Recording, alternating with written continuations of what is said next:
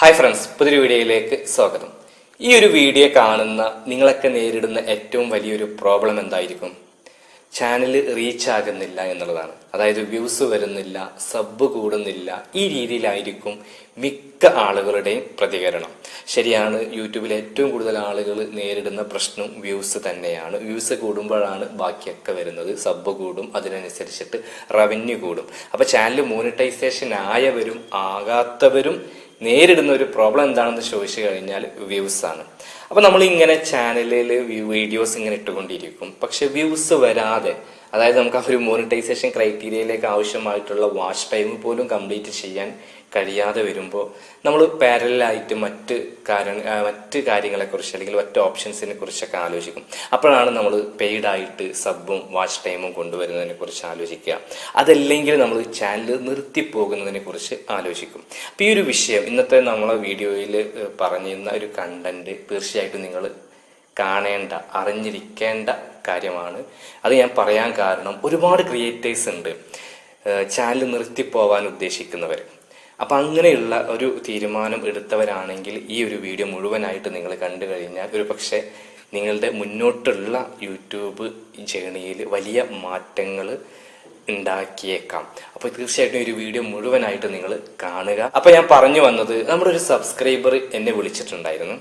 അവര് നിങ്ങളെപ്പോലെ തന്നെ ഒരു യൂട്യൂബ് ചാനൽ തുടങ്ങി ഒരുപാട് വീഡിയോസ് അതിൽ അപ്ലോഡ് ചെയ്തു. പക്ഷെ വീഡിയോക്കൊന്നും കാര്യമായിട്ടുള്ള റീച്ച് ഉണ്ടായിരുന്നില്ല. അങ്ങനെ അവർ ചാനൽ പകുതിക്ക് വെച്ച് സ്റ്റോപ്പ് ചെയ്യാൻ തീരുമാനിച്ചു. നിങ്ങളിൽ പലരും വിചാരിക്കുന്ന പോലെ തന്നെ നിങ്ങളുടെ അതേ അവസ്ഥ. അങ്ങനെ അവർ ചാനലിലെ ആ ഒരു 150 വീഡിയോസും ഡിലേറ്റ് ചെയ്യാണ്.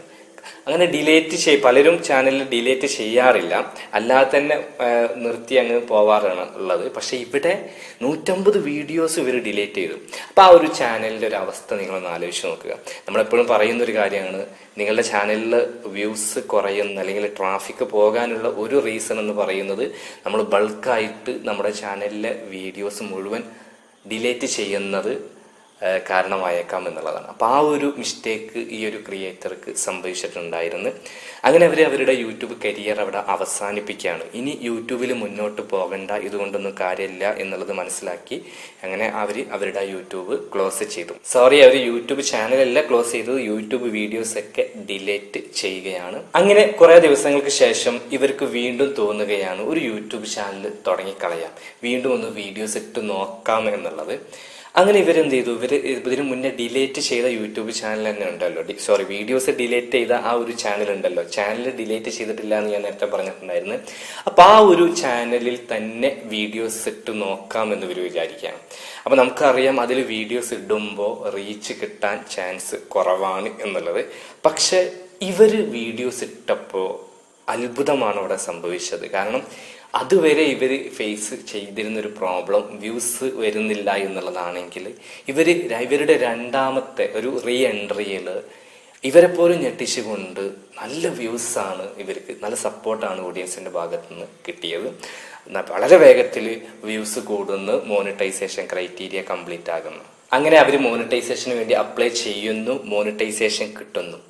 നിങ്ങളൊന്ന് ആലോചിച്ച് നോക്കുക, ഒരു തവണ യൂട്യൂബ് ചാനൽ തുടങ്ങി ഇനി മുന്നോട്ട് പോവേണ്ടതില്ല എന്ന് ഡിസൈഡ് ചെയ്ത് 150-ലധികം വീഡിയോസ് ഡിലേറ്റ് ചെയ്ത ഒരു ക്രിയേറ്റർ രണ്ടാമത്തെ റീ എൻട്രിയിൽ അതേ ചാനലിൽ വീഡിയോസ് ഇടുമ്പോൾ നല്ല സപ്പോർട്ട്, അത് ഏതൊരു വ്യൂവർക്കായാലും ഒരു ക്രിയേറ്ററേക്കായാലും ഭയങ്കരമായിട്ടുള്ളൊരു അത്ഭുതമുള്ളൊരു കാര്യമാണ്. കാരണം ഇത്രയും ഒരു ഫാസ്റ്റിൽ വേഗതയിൽ ഈ ചാനൽ എങ്ങനെ റീച്ചായി എന്നുള്ളത്.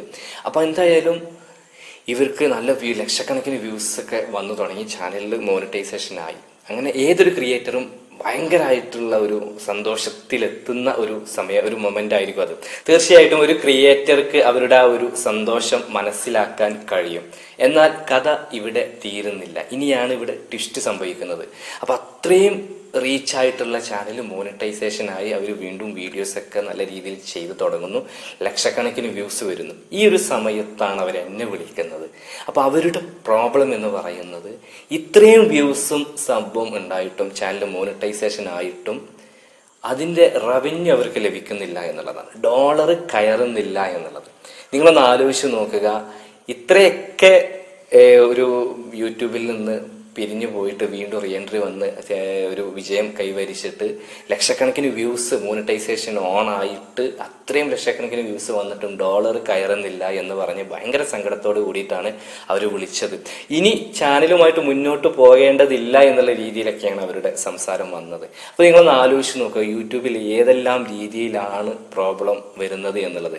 നമ്മൾ പലരും വ്യൂസ് ആണ് പ്രശ്നം എന്ന് കരുതി നമ്മൾ എങ്ങനെയെങ്കിലും വ്യൂസ് കിട്ടിയാൽ മതി എന്ന് വിചാരിക്കുമ്പോൾ ഇതൊക്കെ വന്നു, വ്യൂസ് വരുന്നു, സബ് വരുന്നു, എന്നിട്ടും ചാനൽ മോണിറ്റൈസേഷൻ ആയിട്ട് ഡോളർ കയറുന്നില്ല എന്ന് പറയുമ്പോൾ ഭയങ്കര സങ്കടമായിട്ടുള്ള ഒരു കാര്യമാണ്. നമുക്ക് മനസ്സിലാക്കാൻ കഴിയും. അങ്ങനെ അവർ നമ്മളെ വിളിച്ച് ഞാൻ ചാനൽ ചെക്ക് ചെയ്ത് നോക്കി, ശരിയാണ്, ലക്ഷക്കണക്കിന് വ്യൂസ് വന്നുകൊണ്ടിരിക്കുന്നുണ്ട് അവരുടെ വീഡിയോക്ക്. ഇപ്പം മില്യൺസ് വ്യൂസൊക്കെ വന്നിട്ടുണ്ട്. പക്ഷെ അതിന്റെ യാതൊരു ബെനിഫിറ്റും അവർക്ക് ലഭിക്കുന്നില്ല എന്നുള്ളതായിരുന്നു സത്യം. അങ്ങനെ നമ്മൾ ആ ഒരു യൂട്യൂബ് ചാനൽ ചെക്ക് ചെയ്ത് നോക്കി. പിന്നീട് അവർക്ക് ഡോളർ കയറി തുടങ്ങി, അല്ലെങ്കിൽ അവരുടെ RPM അതിനെക്കുറിച്ച് പറയുന്നതിന് മുന്നേ അവരുടെ റീ എൻട്രിയിൽ അവർക്ക് സംഭവിച്ചത് എന്താണ് ഇതറിയാൻ പ്രേക്ഷകർക്ക് ഒരു ആകാംക്ഷ ഉണ്ടായിരിക്കും. ഇവിടെ നിങ്ങൾ മനസ്സിലാക്കേണ്ട കാര്യം, അവരുടെ ഒരു റീ എൻട്രിയിൽ അവർക്ക് എന്തായിരിക്കും സംഭവിച്ചിട്ടുണ്ടായിരിക്കുക. ഞാൻ പറയുന്നു, അവരുടെ രണ്ടാമത്തെ റീ എൻട്രിയിൽ അവരുടെ ഏറ്റവും വലിയൊരു മെറിറ്റ് എന്നുള്ളത് അവർക്ക് യൂട്യൂബിനെ കുറിച്ച് കൃത്യമായിട്ട് അറിയാം എന്നുള്ളതാണ്. കാരണം 150 വീഡിയോസ് ഡിലേറ്റ് ചെയ്തിട്ട് ചാനൽ നിർത്തിപ്പോയ അവർക്ക് യൂട്യൂബിനെ കുറിച്ച് വളരെ വ്യക്തമായിട്ട് മനസ്സിലാക്കിയിട്ടാണ് അവർ രണ്ടാമത്തെ റീ എൻട്രി വരുന്നത്. ആദ്യത്തെ വരവ് എന്ന് പറയുന്നത് അവര് വാച്ച് ടൈം, ചാനൽ മോണിറ്റൈസേഷൻ, ഇതൊക്കെയായിരുന്നു അവരുടെ ടാർഗറ്റ് എങ്കിൽ അവർക്കിപ്പോൾ നല്ല എക്സ്പീരിയൻസ് ഉണ്ട്. യൂട്യൂബ് എന്താണെന്നറിയാം, യൂട്യൂബിൻ്റെ ബേസിക് സെറ്റിങ്സുകളെ കുറിച്ച് അവർക്ക് അറിയുന്നുണ്ടായിരിക്കും. അതുകൊണ്ട് തന്നെ അവർ വീഡിയോയുടെ ക്വാളിറ്റിയിൽ അല്ലെങ്കിൽ ഒരു സ്പെഷ്യൽ കാറ്റഗറി തിരഞ്ഞെടുത്തിട്ടുണ്ടായിരിക്കും. അങ്ങനെ അവർ പോലും അറിയാതെ അവരുടെ ഒരു ഉള്ളിലൊരു സ്കില്ല് ഉണ്ടായിട്ടുണ്ടായിരിക്കും. അങ്ങനെയാണ് അവരുടെ റീ എൻട്രി വന്നത്. അതിന് യൂട്യൂബിൻ്റെ അല്ലെങ്കിൽ വ്യൂവേഴ്സിൻ്റെ ഭാഗത്ത് നിന്ന് നല്ലൊരു സപ്പോർട്ടും കിട്ടി. നല്ല ക്രിയേറ്റീവായിട്ടുള്ള നല്ല കണ്ടന്റ് ചെയ്തപ്പോൾ അതിൻ്റെ റിസൾട്ട് അവർക്ക് കിട്ടി.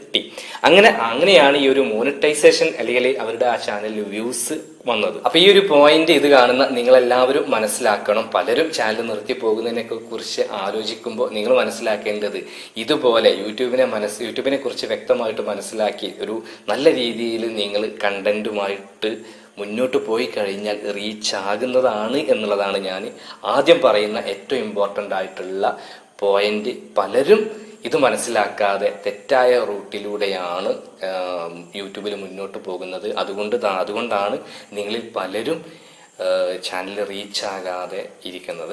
അപ്പം അത് ഞാൻ ഈ ജസ്റ്റ് ഒന്ന് നിങ്ങളെ ഓർമ്മിപ്പിക്കുകയാണ്. ഇനി രണ്ടാമത് ഇവരുടെ മെയിൻ പ്രോബ്ലം എന്നുള്ളത് ചാനൽ റീച്ചായിട്ടും ഡോളർ കയറാത്ത പ്രശ്നം എന്നുള്ളത് നമ്മൾ ചാനൽ ഡീറ്റെയിൽ ആയിട്ട് ചെക്ക് ചെയ്തത് സോൾവ് ആക്കിയിട്ടുണ്ട്. ഇപ്പം അത്യാവശ്യം നല്ല രീതിയിൽ തന്നെ അവർക്ക് ഡോളർ കയറുന്നുണ്ട്. അവരുടെ ഈ ഒരു 150 വീഡിയോസ് ഡിലേറ്റ് ചെയ്തത് പോലും അവരുടെ ചാനലിനെ എഫക്റ്റ് ചെയ്തിട്ടുണ്ടോ എന്ന് ചോദിച്ചു കഴിഞ്ഞാൽ ചാനലിനെ എഫക്റ്റ് ചെയ്തിട്ടുണ്ടായിരുന്നു. മാത്രമല്ല അവർ RPM കൂട്ടാൻ വേണ്ടിയിട്ട് ഉപയോഗിച്ച ടൂളുകളൊക്കെ യൂട്യൂബിൽ അഡ്വർടൈസ്മെന്റിനെ ബ്ലോക്ക് ആക്കുന്ന അല്ലെങ്കിൽ ഈ ഒരു ടാഗ് സ്റ്റഫിങ്ങിനെയൊക്കെ പോലെ തന്നെ അവരുടെ അഡ്വർടൈസ്മെന്റിന്റെ ആ ഒരു പ്ലേസ് ചെയ്യുന്നതിനെ നെഗറ്റീവായിട്ട് ബാധിക്കുന്ന കുറച്ച് കാര്യങ്ങളൊക്കെ അവർ ചെയ്തിട്ടുണ്ടായിരുന്നു. ബാക്കി ബേസിക് സെറ്റിങ്സുകളൊക്കെ ഒന്ന് ചേഞ്ച് ചെയ്തപ്പോൾ അവരുടെ ചാനൽ ഓക്കെ ആയിട്ടുണ്ട്. നല്ല രീതിയിൽ തന്നെ റവന്യൂ കയറുന്നുണ്ട്. അവരിപ്പോൾ ഇടയ്ക്കിടയ്ക്ക് അവരുടെ ആ ഒരു റവന്യൂവിന്റെ സ്ക്രീൻഷോട്ട് നമുക്ക് അയച്ചു തരാറുണ്ട്. RPM കൂടുമ്പോൾ ഭയങ്കര സന്തോഷത്തോടു കൂടിയിട്ട് തന്നെ അവരിന്റെ റിപ്ലൈ തരാറുണ്ട്. മാത്രമല്ല ഇതുപോലെയുള്ള എക്സ്പീരിയൻസ് പലർക്കും ഉണ്ടായേക്കാം. അപ്പോൾ ഇതിൽ നിന്ന് പോസിറ്റീവായിട്ട് എന്തെങ്കിലും നിങ്ങൾക്ക് എടുക്കാനുണ്ടെങ്കിൽ അത് എടുക്കുക, നെഗറ്റീവായിട്ടുള്ള എന്തെങ്കിലും ഉണ്ടെങ്കിൽ അത് ഒഴിവാക്കുക എന്നുള്ളതാണ് ആദ്യം പറയാനുള്ളത്. കാരണം യൂട്യൂബിൽ മറ്റൊരാളുടെ ഒരു എക്സ്പീരിയൻസ് ആയിരിക്കില്ല നിങ്ങൾക്ക് തോന്നുന്ന അല്ലെങ്കിൽ നിങ്ങളുടെ ചാനലിന് ഉപകരിക്കുന്ന കാര്യങ്ങളായിരിക്കില്ല നിങ്ങളുടെ ഒരു സുഹൃത്തിന്റെ ചാനലിൽ ചെയ്യുമ്പോൾ സംഭവിക്കുന്നത്. എല്ലാം വ്യത്യസ്തരാണ്, വ്യത്യസ്ത ഓഡിയൻസ് ആണ്. ഇതിന്റെ ബേസിക് ആയിട്ടുള്ള കുറച്ച് കാര്യങ്ങൾ മാത്രമാണ് നമുക്ക് കോമൺ ആയിട്ട് യൂസ് ചെയ്യാൻ പറ്റുള്ളൂ. അത് എനിക്ക് നീ എങ്ങനെ പറഞ്ഞു തരണം എന്നുള്ളത് അറിയില്ല. കാരണം ചാനലിന്റെ റിലേറ്റഡ് ആയിട്ട് സംസാരിക്കുമ്പോൾ ഞാൻ ഒരുപാട് ആളുകളോട് ആ രീതിയിൽ സംസാരിക്കാറുണ്ട്. ആ ഒരു ഓരോ ചാനലിന്റെ നേച്ചർ അനുസരിച്ചിട്ടാണ് നമ്മൾ വീഡിയോസ് ചെയ്യേണ്ടത്. ഈ ഒരു ക്രിയേറ്ററും അങ്ങനെ തന്നെയാണ് വിജയിച്ചിട്ടുള്ളത്. ഞാൻ അവരുടെ ചാനലിന്റെ ലിങ്ക് താഴെ ഡിസ്ക്രിപ്ഷൻ ബോക്സിൽ കൊടുക്കാം. നിങ്ങൾക്കൊക്കെ കയറി നോക്കിയിട്ട് അവരുടെ ചാനൽ റീച്ച് ആകാൻ എന്താണ് കാരണം എന്നുള്ളത് നോക്കാം. മാത്രമല്ല നിങ്ങൾക്കൊക്കെ ഇഷ്ടപ്പെട്ട വീഡിയോസ് ആണ് ചെയ്യുന്നതെങ്കിൽ അവരെ സപ്പോർട്ടും ചെയ്യാം. അപ്പോൾ ഒരു വീഡിയോ നിങ്ങൾക്ക് ഉപകാരപ്പെട്ടു എങ്കിൽ തീർച്ചയായിട്ടും നിങ്ങൾ ലൈക്ക് ചെയ്യുക. നിങ്ങളുടെ അഭിപ്രായങ്ങളും നിർദ്ദേശങ്ങളും താഴെ കമന്റ് ബോക്സിൽ രേഖപ്പെടുത്തുക. മാത്രമല്ല നിങ്ങൾ ആദ്യമായിട്ടാണ് ഈ ചാനൽ കാണുന്നതെങ്കിൽ ചാനൽ ഒന്ന് സബ്സ്ക്രൈബ് ചെയ്യുക, കൂടാതെ ബെൽ ബട്ടൺ കൂടി അമർത്തുക. അപ്പം മറ്റൊരു യൂസ്ഫുൾ ആയിട്ടുള്ള യൂട്യൂബ് ടിപ്സുമായിട്ട് നമുക്ക് വീണ്ടും കാണാം. അതുവരെ ബൈ.